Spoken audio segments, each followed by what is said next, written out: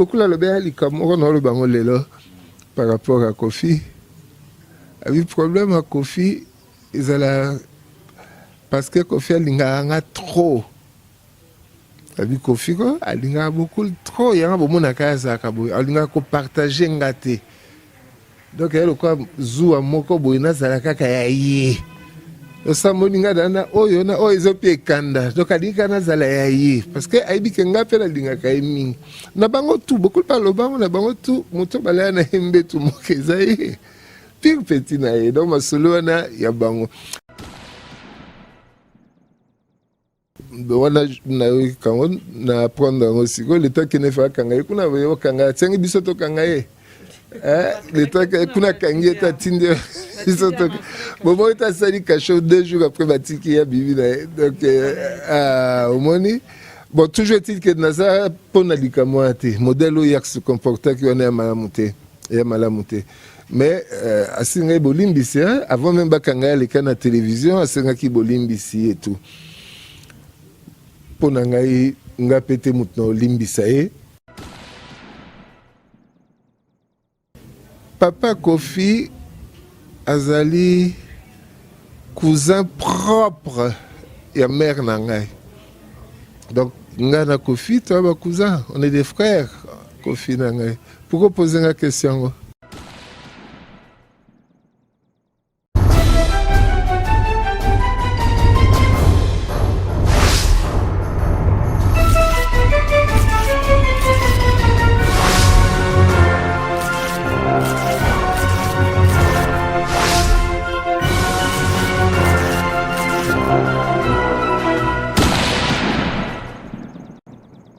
Voilà, Motenamino surtout au CP Larmakas na www.cleboa.com. Freddy Akimbelelo, toujours ça l'émission Oyo, Komonango, Cleboa Ressoir. Cleboa Ressoir qui, déjà vous savez, monsieur Mongali, Ouazaki, ami intime, il y a Papa Wemba, Boana Omona Monae et tout.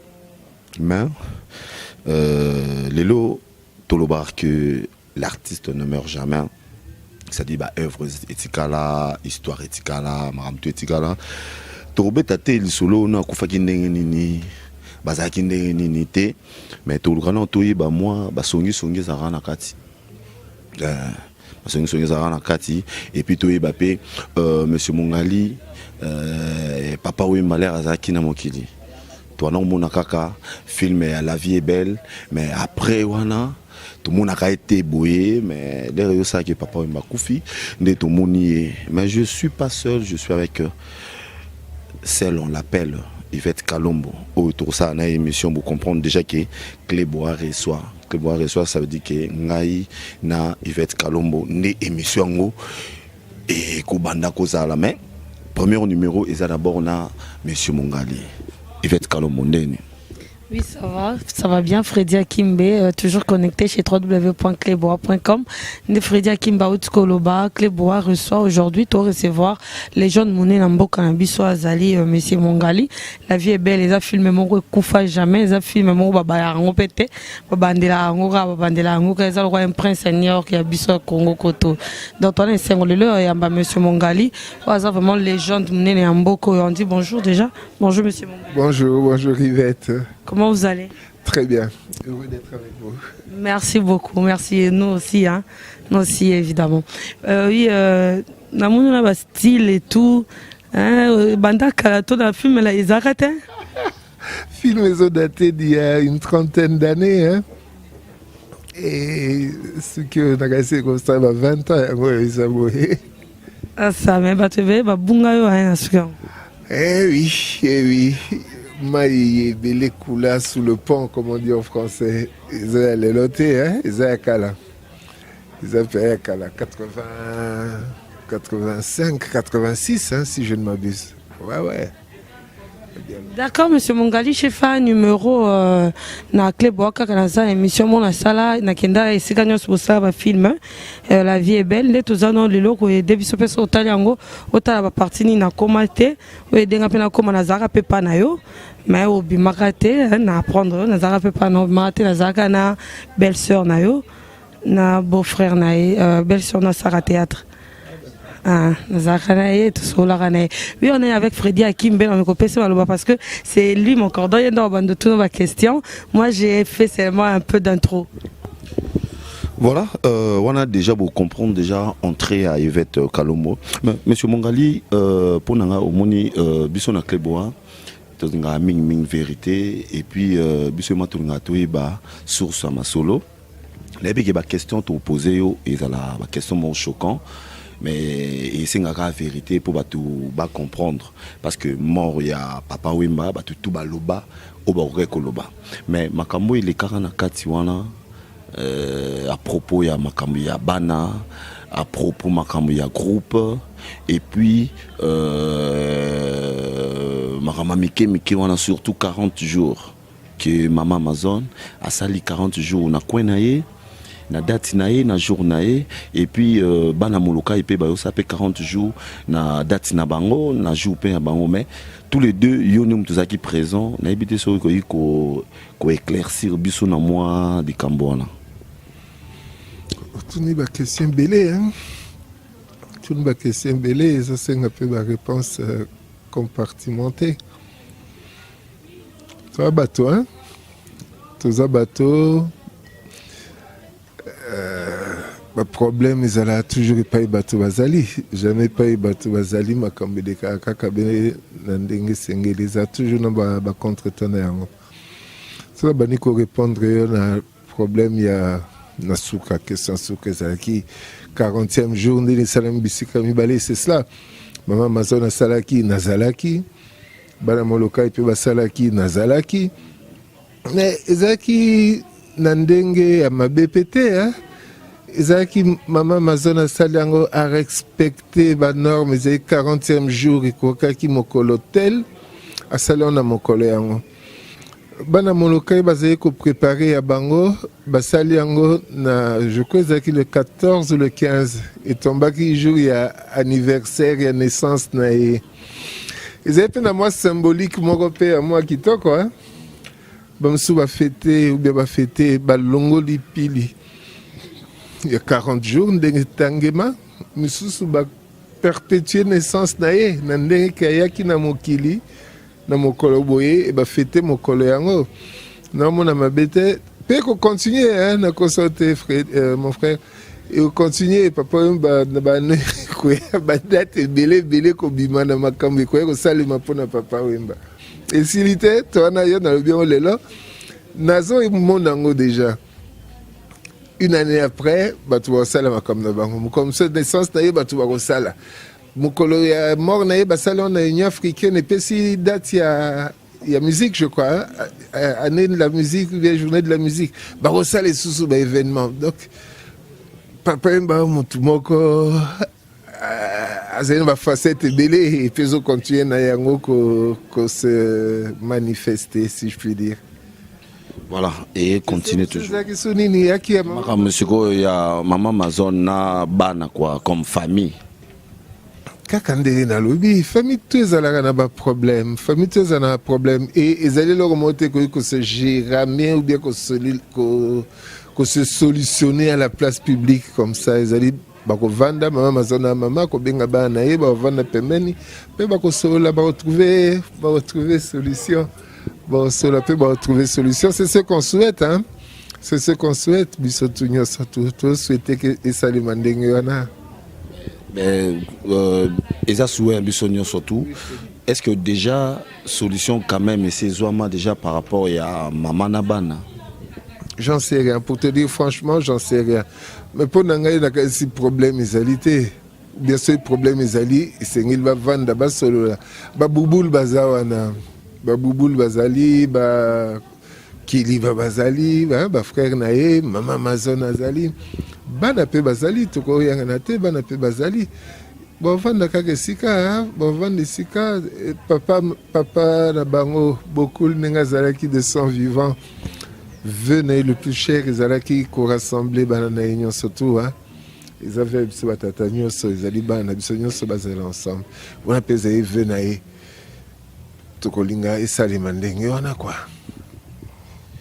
bolinga bus esalama ndenge wana ndenge vena biso alobi mais na ebité il fait kalo moso koza na question parce que soki na bina attaquer mai nanu yete via koma essoufflé. Oui, évidemment, j'ai une question. Monsieur Mongali, et le connu moni après mort et camarade Nao, et tu le komoro beaucoup changé de ton vivant.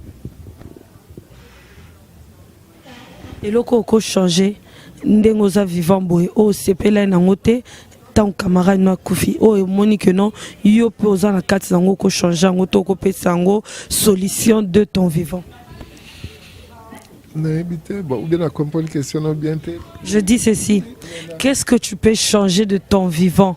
Ce que tu as vu, ça n'a pas marché depuis la mort de ton ami intime. Yana lobby. Biso ba tout toi maître nyoso touté, toi maître destiné na biso té tout le baquet de mon vivant, je change si. Changement no yo décider que ça là, oui peut-être répercussion na yangote. Le fait que yo changer té ou tsaka ndenge ozalaki et salipe et conduire pe makambo misusu boy. Na bomo inae peut-être lingaka za moto moko matérialiste. Tolingaka na ba cop. Aïe banani ko lukala, pas beaucoup de kutana bébé no lukala te. Hein? Tu quand on linga nengo na za moto moko ça ba cop, ça va faire, quand on va marcher. Na ko raconter ba anecdote belé avec. Tout ça qui n'est pas ambassade Missousoua, il y a France, pour citer le pays. C'était un 14 juillet. Il y a bien la fête nationale, il y a France. Tout qui est dans l'ambassade, les ambassadeurs, il y a des milliers de personnes.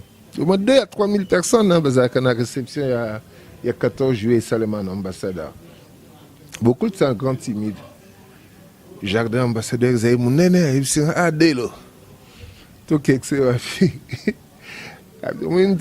Nzetambilo kuna, tout droit vers Nzetambilo, tout de pique les côtés. Tout banifera tout droit, tac, tac, tac, ni côté à la gauche, ni côté à la droite, Nzetambilo, tout télé. Eh bien, tiens-toi bien, ma grande. Nani ayaki nansete yambila wana te. Tout boy, bonjour, monsieur Papa Wemba, bonjour. Je suis l'ambassadeur des États-Unis. Ah, bonjour. Ah, oui, moi aussi j'assiste à ton concert à New Jersey. Bonjour, monsieur Papa Wemba, je suis monsieur Forrest. Ah, donc na Combo Forest, moi dans Lubumbashi, banini, c'est rien. Il y a construire marché à. Il y a, comment on dit, marché à Angélico, marché de la liberté, c'est réseau construire.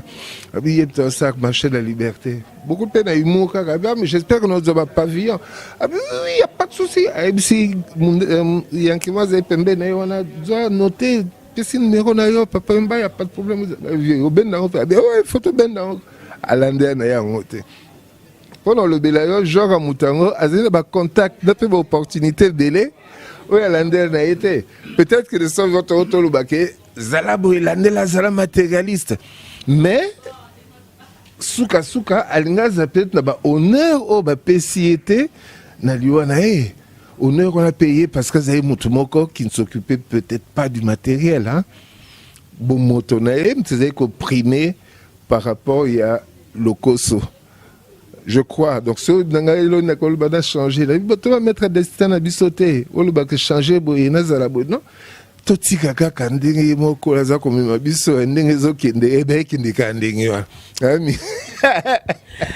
voilà, monsieur Mongali, votre vrai nom, c'est quoi? Riva Lombome Kalimazi. Riva Kalimazi. Voilà. Ah, ok, vous êtes de quelle province? La province est Bélé, hein? Oui, bah, c'est normal. Nayope, toi, maman, zala batomi balé, papa pendenge moko, donc tout ça, côté belé, nana côté moko Équateur, côté mère na père nanga, côté moussou bandundu, côté moussou moi Cameroun, Mosika penza. Maintenant, amitié avec notre papa Wemba. Bovanda côté moko, bokola ensemble. Vous avez des parents amis ou soit des akindeni? Si, au fait, tokola ensemble. Nous sommes le baiser solo. Des parents amis aussi, parce que nous connaissons vieux Chungu, papa Henri Chungu. Alors ça dans le ministère intérieur, papa Chungu. Il n'y a pas de comme on a Chungu, Henri. Avec un lumumbiste, mon boy, Kalawanta petit.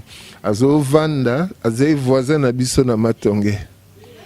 Mon bali à maman Vicky Njoli.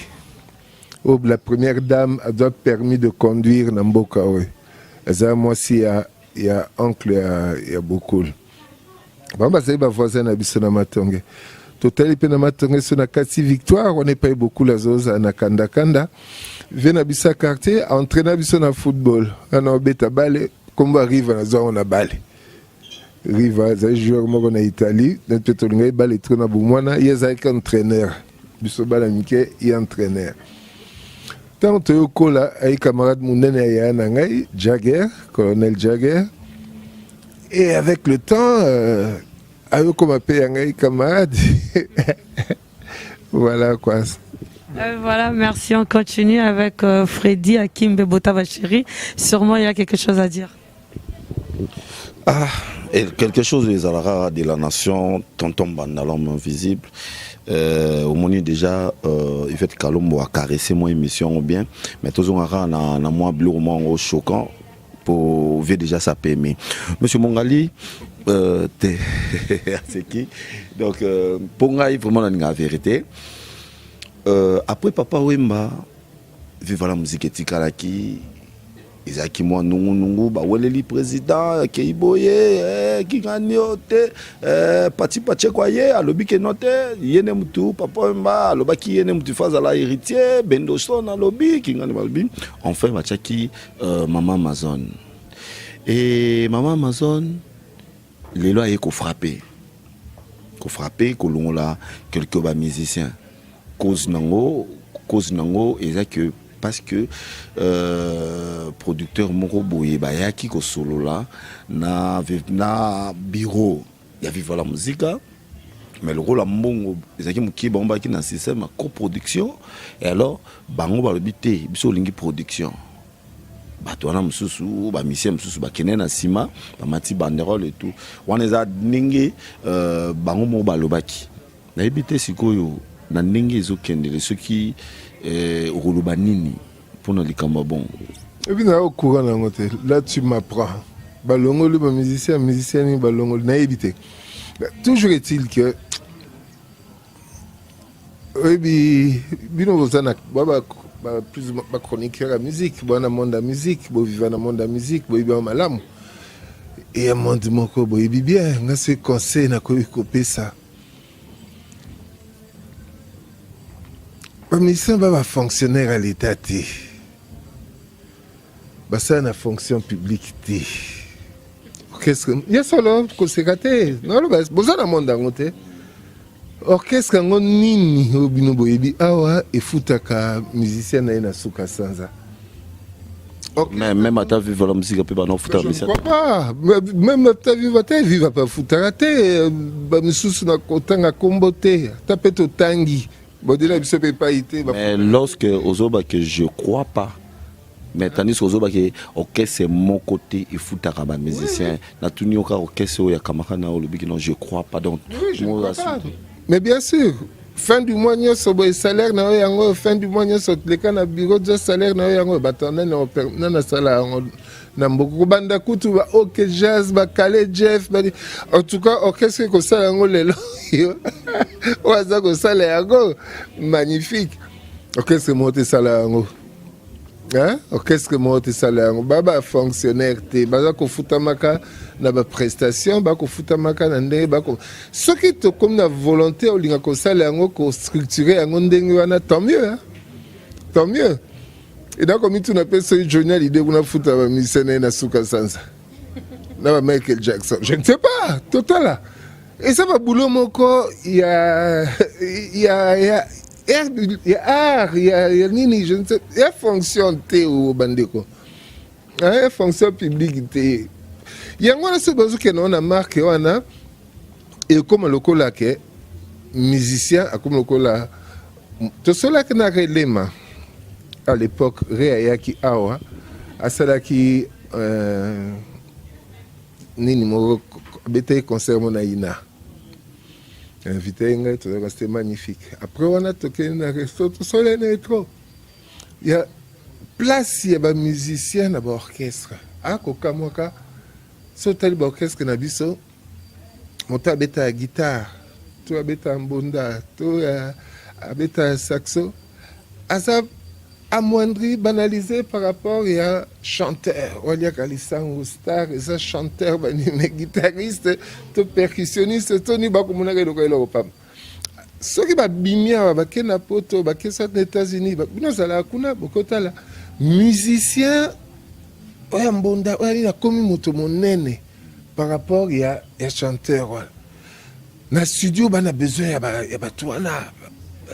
Mais comment oza kolinga komona bango lokola eloko pamba po oza kofuta bango parce que okopesa bango bon donc art na bango to mosalo ya yebi eso na tina te mais non bon na ibite za débat molai pour nous revenir na makambo lobi ya esami na viva na yebi yango te na va ko apprendre yango par yo nous ala curieux pe ya koyeba ce qui s'est passé réellement quoi.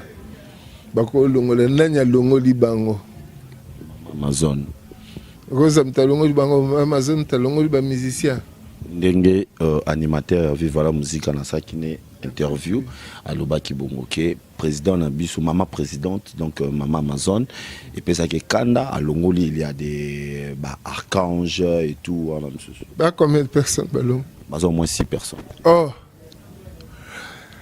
eh ben écoute na ebité to bango kaka to tuna oluko yeba aruluka ayeba nenga lobi déjà pour nous comprendre eza la question moko na bagi déjà que noté na posé malgré na tuna oui tuna question tout oya tout na tuna eza ma choquant makasi mais peut-être soko ndimo répondre na yo kango nanu eloko na yo kite na lobake na ondima te bon hein dans le bani tete na ondima répondre de voilà voilà monsieur Mongali ndenge bo lobi wana comme on a eu monsieur Riva relation ni bozara na on a Koffi Olomide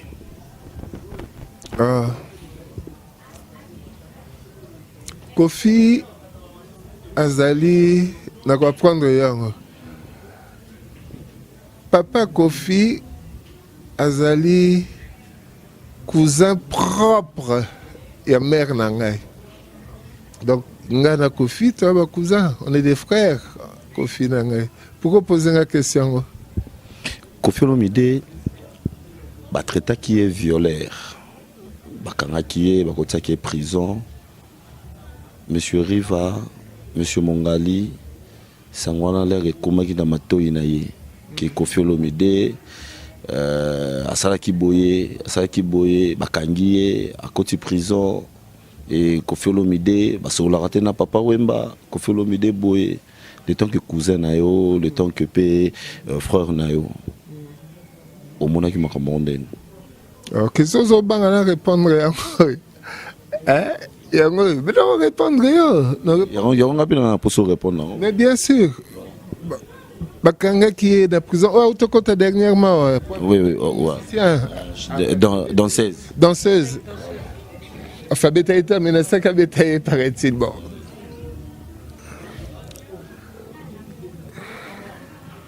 et ça il n'a pas si normalement qu'on lever la main na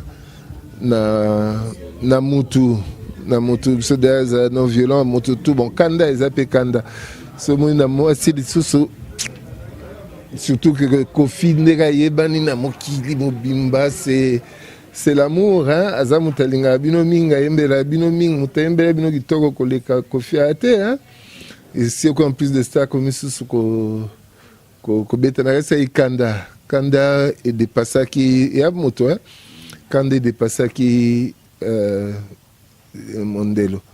Bon maintenant bakangeli pas bêta qui mutuma porta qui plainte. Non, violente faite à la femme. Hein? Violente faite à la femme. Violence faite à la femme. Maintenant il y a porté plainte. Moi si on a Kenya, non, le Kenya, pas cela qui ont à ça qui ont place publique, l'État kenyan, le Kanaki.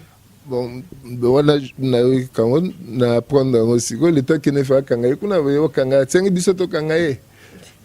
L'État kuna kangi ta tinde biso to bon moi ta sali caché 2 jours après batiki ya bibi donc au moni bon toujours est-il que naza pona likamo te modèle où il se comporta qui on est malamuté et malamuté mais asinga bolimbisi avant même bakanga les canaux télévision asinga ki bolimbisi et tout pona ngai nga pété mutna olimbisa e donc ça y est na dans talaka mais na vraiment ba chéri il y avait ba diva d'ailleurs c'est nous les mots quand il y a ouf concert asinga pardon bolimbisa go bolimbisa très bien Antoine bolimbisi. Bon, maintenant par rapport à ma relation avec na vieux, na le père, baebani bango mbali makasi. Puis bazaye, oui beaucoup là le bien li kamoro no le bango lelo par rapport à Kofi. Avec problème à Kofi, ils allaient parce que Kofi a trop. Avec Kofi a beaucoup trop, il y a beaucoup de casa kabo, a ko partager ngate. Donc elle quoi zuwa moko boina zalaka kayaye. Le samoninga dana oyo na oyo ezopie kanda. Donc adika na zala yaye parce que aibi kenga pela dinga kaimi. Na bango tout beaucoup par le bango na bango tout moto bala na hembe tout mokezaye. Pire petit na ye donc ma solo na ya bango. Donc c'est le plus malheureux aujourd'hui. Et qu'on zaga kayi moko Antoine. Ça kanisi que vient ezali lokala liseki moto to zabo za seko. Poto kontonner ça ba j'ai tout ça là à mon accès que mutanga isusute mokimo bimbe comme kotala kaye. Il était assez maladroit hein? Même sur le clip na ya sukaye ko sala na ebite motonya za ko conseiller azali pe maladroit. J'ai toujours ba maladresse moko boye et c'est désolant. Yoko ça clip pour la tibilamba ya beaucoup la kufeli. Aucun ça clip produit parti wana yande moto akufi na scène otiango na kati. Mais bate be na biso ba oyo tunga kotala image yango te. Biso ndé même ngata epesa anecdote moko lelo yo. Même film ngo la vie est belle na kwa kotala ngo te. Là ce film ezoleka na kwa kotala ngo te. So na tel na mona kaka ba ya biso oyo bakende no mona pepe kala zesuti. Pepe kale pepe bourreau matamata na biso to bien bourreau matamata azesusute moto boya azesusute et ça moi pas si moko boy mais je suis ko kozwa oko de pays image à kufi penza solo django ti oh là là but belé faisait ça là il bon passer et ça il paiera bien dans balongo liango yemo dans son fort intérieur pardon longo lango quoi voilà tu reçois et ton moulaïté contre moi na ebike papa azana na kamne pemsu ya rosala na ebité par rapport à yo Yvette. Oui, ce que je peux dire, merci papa Mongali coupé ça quand même tonayo. Merci beaucoup et je dis merci à tout le staff de Clébois, Herman Emporio de la nation Papa Mbanda, de la nation Mokil Momba tonton Mbanda, merci à toi et merci à Freddy Akimbe Botabacheri. Merci beaucoup à Dodo Vessance, Daniel Boulabanga et Merleba Ouvenangaï, Kovo VVK à l'international, Boza, Ebele au Boulandi, émission yo, Domas Maya, surtout Nakinga et Veriva, yo, toujours en bonne santé. Et pas un Naïka d'anglais, tout le monde est tout le monde. Comme un jeune homme, donc il grandit pas, il vieillit pas là. Mais, le quoi, tout aussi ça déjà. Pour exemple, à tourner dans blog on a fait le Japan, il y a maman Kati. Ah ben est-ce que au parce que on a déjà artiste pe na ndenge au sala cinéma wana. okoki pe susu kosaisa biso ata mwa eloko mwa moke ya la vie est belle awa kaka oyo ya role na yo ya role na yo oyo ojouaka na kati ya film ya la vie est belle donc opesi biso ata mwa eloko mwa moke comme ça tosisika na wana. Non, il y a film, ils ont se préparé. Non, moi j'allais dire, si tu avais d'autres projets, faire d'autres cinémas. Et Komama. Suite, il y a film, Salema et Komama parlent. Beaucoup le passent à la mais voilà, beaucoup là. Dans le projet Komama, la suite, La vie est belle 2, titre qu'on a écouté, La vie est ici. Ils avaient par rapport à la migration, les jeunes et Belende, qui m'amboka pour nous qui n'a fortune na poto, na film la deuxième série, ils avaient collecté non vie et zali et pas yozali. Et bandaki na beaucoup, et bandaki film il y a beaucoup là où tami qui lui expulsé, kozonga zongi awa, film et ko banda ayo lukangaye à côté na comme pasteur. D'accord. Ah, Bogar. Voilà. Mais l'herbe bozaki na kata film ya La vie est belle. L'herbe na kozoba mezi rwana. Malobo ba no bimisa wana. Ngas ko na besoin au mekano ko ba mo kiebo to ça. Ah, ils ont des 40 pour les Italiens, 39 pour les Français, c'est ça. Oh là là, si tu as 50, c'est il te colle l'idée. Pour les Anglais. Voilà, merci vraiment. Donc, émission binomo et les binome nini Clébois reçoit premier numéro bayambi bongo papa mongali mais ba question moko shonka ba yo boma papa batu ba yo nini mais tout ça mabé non mais écoute tout le bali un boulot d'ailleurs pardon si on a choqué. Merci beaucoup na de la nation bon tonton l'homme invisible il faut bola na clebois.com moni biso na site na biso tout nga vérité biso nga té ba image montée bon moni déjà a monté té to yo kana kité il côté mais tout ça li boulot na biso bien ndeka ezala kaka je salue toute la famille Akimbe, toute la famille Kalombo, Herman Emporio, Sankitoko, Pichumanga, chérie à qualité, Nana Sissi, Natiri, Herman Emporio. On ne gagne pas de dédicaces. Ah, belé, maman. Attends, son excellence, madame, ton épouse. Ah oui, excellence, madame, mon épouse. La dédicace. Et puis, bino de bana chapoto, ou bana dabisokuna, Chikito, Mouchachino. Ibanga intellectuel à papa on surtout na pie ba mbote belé. Merci beaucoup pesi maman bonga te nani maman maman bonga ah oui maman bonga mbote belé. Ok, merci beaucoup, merci Armand Emporio, merci à tout le monde, on vous dit déjà au revoir, toujours connecté chez www.cleboac.com.